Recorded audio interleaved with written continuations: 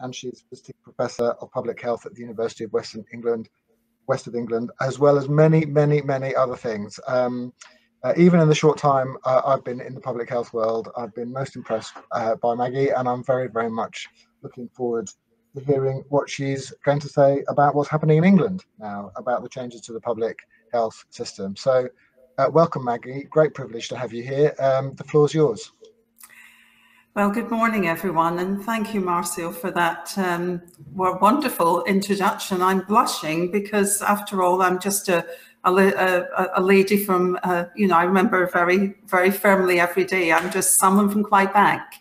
And you'll tell from my Scottish accent that that's where the shipbuilding took place in Scotland. So it was lovely to hear Tim, but thank you, Marcel, for the lovely welcome. It's always a pleasure to join UKPHR. For those that don't know me, I am currently president of the Faculty of Public Health, and I have a long history with UKPHR because a long time ago, myself and six other colleagues, the seven of us, decided that we would try and establish a process by which, if you weren't medically qualified, you could become a consultant in public health. It took us 20 years to achieve that, I have to say, but I always think very fondly of the work we did in enabling such a thing as the UKPHR to be set up. So a real pleasure to be with you this morning. What I've been specifically asked to talk about this morning is what's happening in England with the changes to the public health system. But just to emphasise, the faculty is a UK body, and of course we have a mission beyond the UK, but I'll be particularly concentrating, as I've been asked to, on what's happening in England. And Rachel's very kindly going to move on the slides for me. So if we could have the next slide, please, Rachel, thank you. So as many of you will know, things are rapidly changing in England. I think it can feel a little bit English-centric at the moment with all the changes happening. We had the announcement in August 2020 that there would be the disestablishment of Public Health England. Seemed a very strange thing to do in the middle of a pandemic, and that we would have new arrangements. We didn't know what those arrangements would be, and it actually took until just last month, at the end of last month, the Secretary of State announced that we would have a UK Health Security Agency, a new Office for Health Promotion, and that would be working directly in the Department of Health and Social Care. As a faculty, we're interested in the whole system in the UK, but very much interested in the different functions in England. So of particular interest at the moment is what's going to be the roles for the local directors of public health? Are we going to get some more resource into that tier of public health and their teams? And the regional directors of public health, what is going to be their function into the future? We have lobbied hard with government to try and make sure that the challenges we've got at the moment, and really for me, everything about public health is about health inequalities. The two are interlinked. And we have asked time and time again, how can we get more focus on the health outcomes? We've got the worst situation since records began. So it is very important that these changes aren't going to be the solution to the problem. We need ongoing support. So we are very pleased that we've got a new cross-ministerial board on prevention in England. So this will be established in the coming months, and they will be able to link to all the other government departments. One of the biggest criticisms of the English prevention strategy that was launched last year is that, the year before last, is that it was very focused in the Department of Health. We need all the efforts of society, as Tim was quoting from the Atchison report. We need all those efforts of society right across government. And then last but not least, the reorganisation is also occurring at the same time as this huge change within the NHS landscape and the new white paper on the creation of the ICS systems. Next slide, please, Rachel. So just to give you a sort of graphic on the arrangements, so I think what you'll see here is a real danger of fragmentation. I know we in public health are very good at joining things up. I think it's one of our great skills in collaboration, but it's going to be quite a complicated landscape. And we are separating the function of health protection into the UK Health Security Agency, further work on health promotion, as it's going to be called, in Department of Health and Social Care. As a faculty, we will continue to work on the 3 domains of public health, because as you know, a lot of these arrangements are transitory, and we may well see in a couple of years a different landscape for public health. So we'll be sticking to health improvement, health protection, and healthcare, public health, underpinned by all the intelligent knowledge and science that we need in public health. But this just gives you a little graphic. And I've just put at the bottom of the slide the importance of academic public health. It strikes me that that's been a bit of a Cinderella and forgotten in this process, but we desperately need good academic public health, and we want to see that very much as a focus into the future. Next slide, please, Rachel. So I think, colleagues, there's some very important questions that still need to be answered. So what are the opportunities and risks of this reorganisation? Of course, in any restructure, there's bound to be opportunities, but I think the risk of fragmentation is very high. What are the strengths of the current system, and what are the areas for improvement? I don't think any of us could sit here and say we had a perfect system in England. I think it was obvious at the start of pandemic, people were very confused about who was responsible. And at several points, we seemed to be confused about who was expected to respond. So one would hope that after all these changes, if we ask ourselves the question, so who is actually in charge of responding to a pandemic, we would hope the answers are clear to that.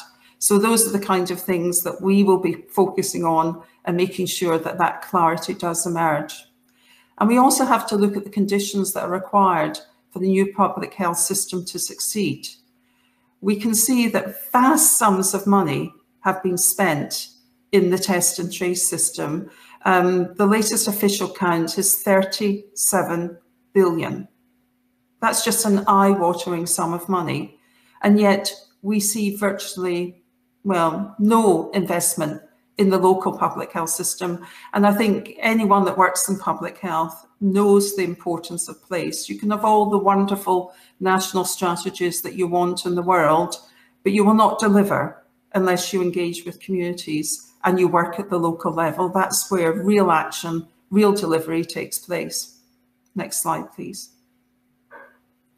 So in these challenges, just to highlight those for you, I've mentioned the risk of fragmentation, and we really need to avoid this silo working and bring the public health community together. That is probably what will transcend these organisational structures. And there's still quite a lack of responsibilities. Who's going to be responsible for what? Where are these functions going to sit? And there's still discussions about healthcare public health, and that includes screening and immunisation, one of the very important aspects of public health. Also dental public health, it's a very, very small specialty, but a very important one. And then the health and justice team. You know, if we're really interested in health inequalities, all these things are really, really important. They're as important as health protection. And again, I think most of us in public health would agree that you can't really separate health protection from the rest of public health. Everything requires behavioural change elements, everything requires engaging with our citizens, and whether it's TB, sexual health, it doesn't really matter what health protection issue you look at. It will have an element where you have to connect to other public health functions.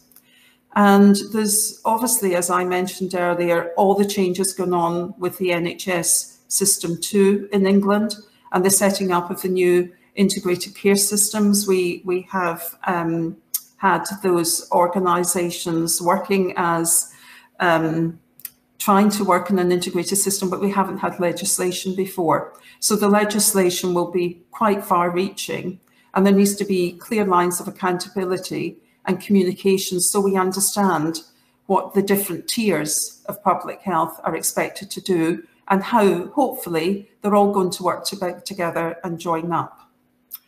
And the last point in this slide is probably the most important one. I mean, I was very privileged to lead on health inequalities in the Department of Health, and in our strategy, it was the only time we actually narrowed the gap in life expectancy and improved infant mortality. So I do know it can be done. I do know if you get the national, regional and local system to work on this, we could make a huge difference. But these things have been greatly exacerbated by the pandemic, so there's a long way to go, and that's what we need to be concentrating on. I'm rather concerned that we're getting bogged down in changing organisation structure. That will take people's eye off the ball, and all of us have to be concentrating on how we can tackle health inequalities and how we can improve people's lives into the future, and the challenge is bigger than ever. Next slide, please. So trying to join up this system following, I think, a greater fragmentation of public health is going to be no mean feat. And we will try and do that across the UK, and we'll try and connect to the rest of the world too. But just concentrating on some of the things in the English system, it's how do we make sure we've got a collaboration with all of the three tiers that will emerge, and organisational structures that will emerge after these changes. And we have to remember that public health cannot work in isolation. So these public health functions need to be connected to the NHS, local authorities. The voluntary sector plays such an important role in the partnerships that we need.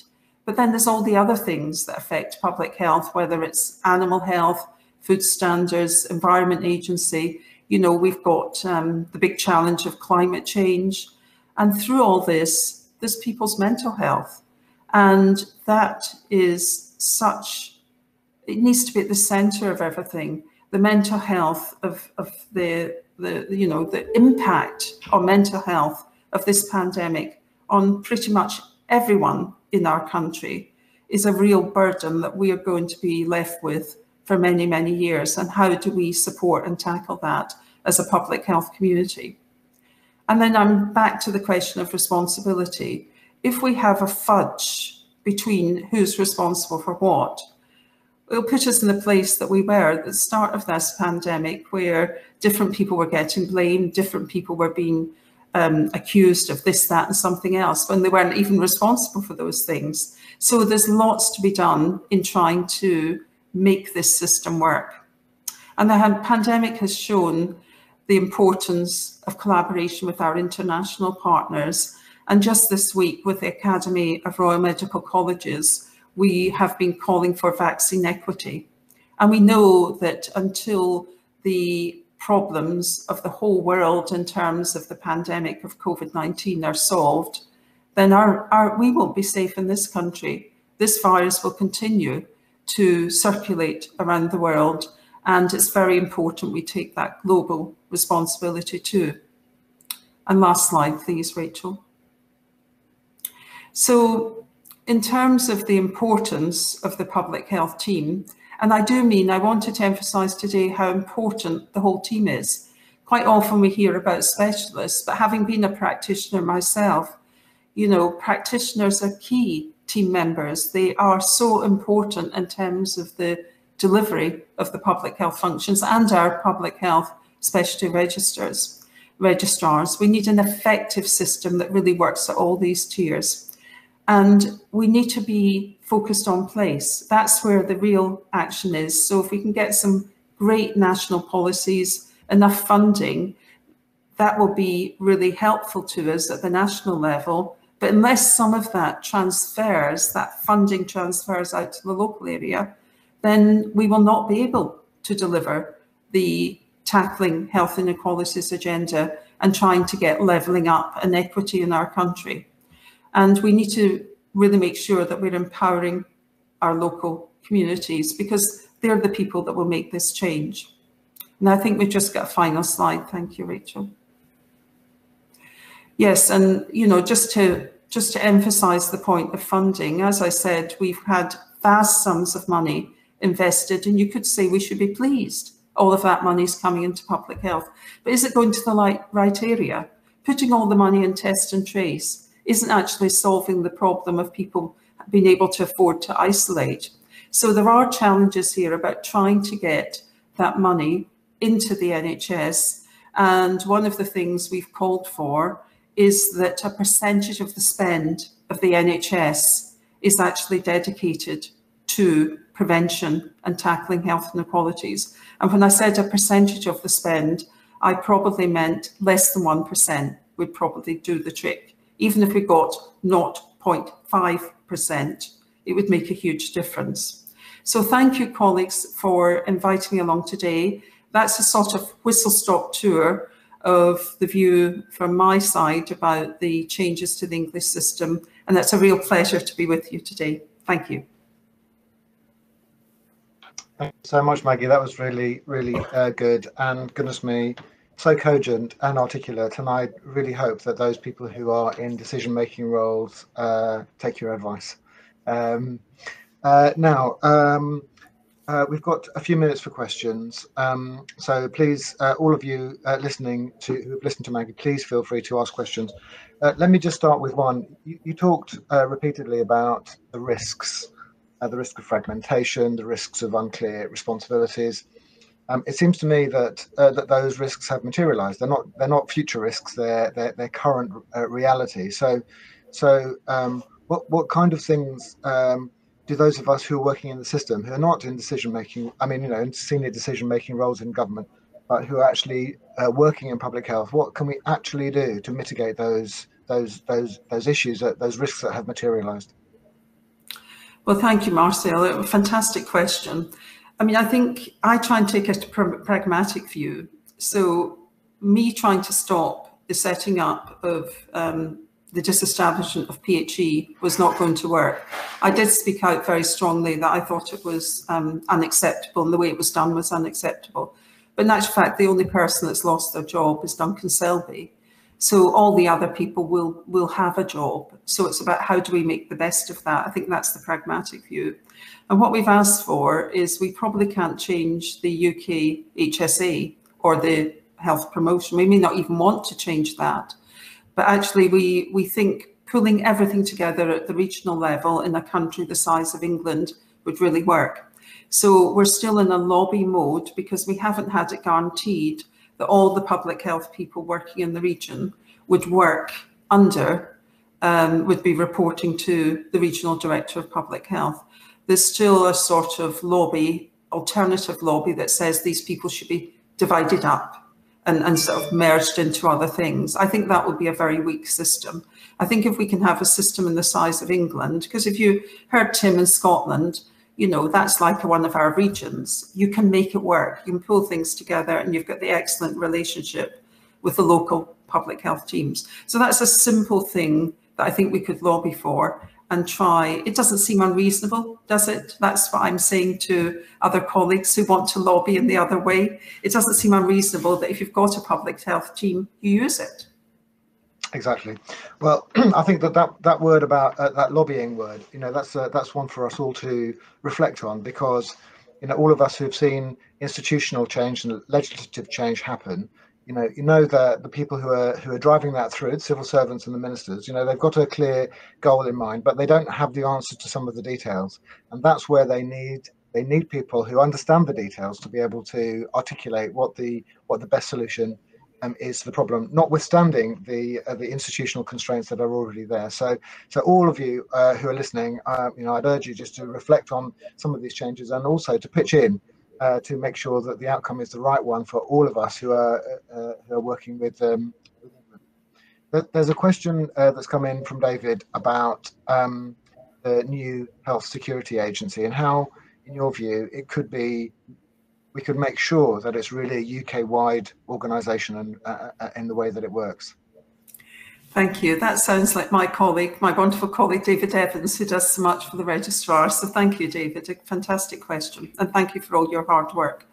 I think we were rather taken aback by the name UK Health Security Agency, and that may be something no more complicated than the fact that if you Googled HSA, a lot of other organisations come up. So someone may have just had the brainwave to put UK in front of it. But it is true that the English system has traditionally provided some aspects of the function of public health to the UK.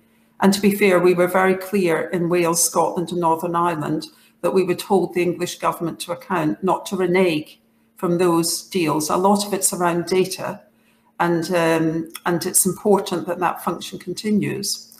So I think Michael Gove, as I understand, was given the job of going to tell the Scottish that the new agency was being called UK. I don't think that probably went down very well in Scotland, I have to say. But I think we need to, I think Tim said the words, we need to transcend public health beyond the politics. And since Atchison set up, and I had the great privilege of working with Donald Atchison, but we have to transcend organisations, politics, history, and keep the public health workforce together. I think there's real problems in making sure that we connect to Europe and the rest of the world and the current fragmentation. And I think as public health professionals, we can introduce ourselves as public health. We don't have to add in the bits about this organisation or that organisation, because we are the public health family and we know we're interdependent, whether it's UK or beyond UK, or whether it's working nationally, regionally or locally. We're all important. We all have a function to play. So I would strongly advocate that we continue to do that. And I would advocate that if things can be done once at the national level, then why would we do it 150 times? But let's be clear that people at the centre don't always see the importance of local. And I can assure you that to get delivery, the local people should always be considered the most important. Absolutely agree 100% with that. Thank you, Maggie. We're going to have one more question. I'm going to say sorry to Melissa, Juliet and Helen. I'm not going to have time to ask their questions, but Elizabeth has just asked a question, which I think it might be a nice one to end on, which is that how can we all working in public health build on the profile that COVID has given the sector to make sure that that notwithstanding all the difficulties that we've experienced over the last year and a half, that we come through this into a better place. So what should we do to capitalise on the focus that's been given to public health? Well, thank you. And I'm going to use an example from an ICS. I think that'd be quite nice to use an example from the ICS. But I mean, I think we all know public health is fantastic, don't we? Because we're public health people. And sometimes from time to time, others are a bit scathing about us. And I've always been very clear that we prove our worth by delivering health outcomes. So I had the great privilege of, because I'm not really interested in people just talking about health inequalities and how important it is and, you know, flying their flag about different challenges of race, or I actually want people to do something and I want them to have impact.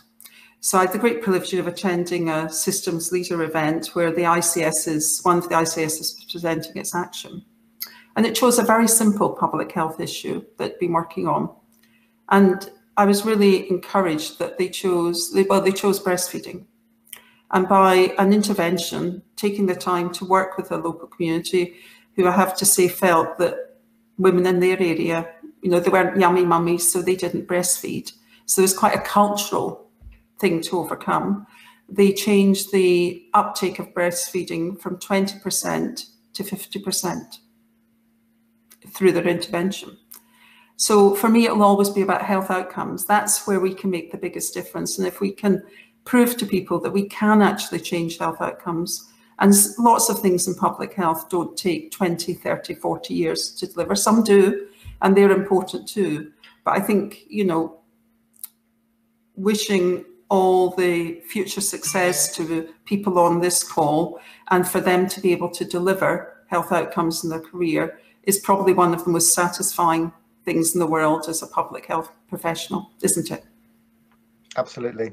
Well, I as part of my backstory, I wrote the adult literacy and numeracy strategy skills for life, and saw that implemented 20 years ago. And and that's another example of something where national and local people in FE colleges and prisons, in that case, get together to make real difference to people's lives, and to improve all kinds of health outcomes. Because obviously, when people have jobs, then they tend to be better in their health, and all kinds of other benefits as well. So I'll just reiterate the call to action that you've just made to colleagues on this call, and absolutely, all power to you all. So thank you very much, Maggie, for those stirring Great words. example, Marcel. Thank you so much. Take care. Round of applause, everybody, for Maggie. Take care. Bye. Thank you very much for coming again.